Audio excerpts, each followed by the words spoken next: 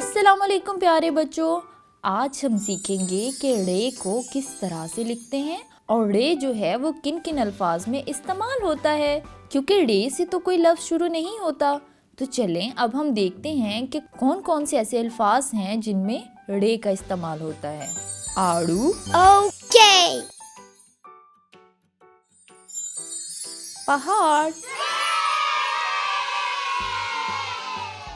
तो प्यारे बच्चों, अब हम रे को लिखना सीखते हैं। ये बिल्कुल रे की तरह लिखते हैं, लेकिन इसके ऊपर एक छोटी सी तोय भी बनाते हैं।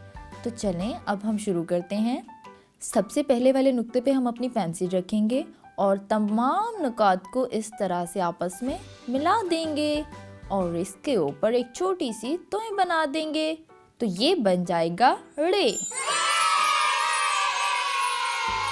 बिल्कुल इसी तरह से अब हम एक और रे लिखते हैं।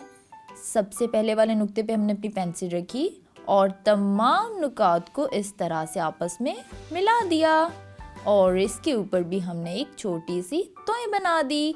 तो ये बन गया रे। प्यारे बच्चों, अब इसी तरह से बाकी तमाम रे की मश्क आप अपनी किताब पे करें और अपनी मामा को दिखाएं। Bye bye.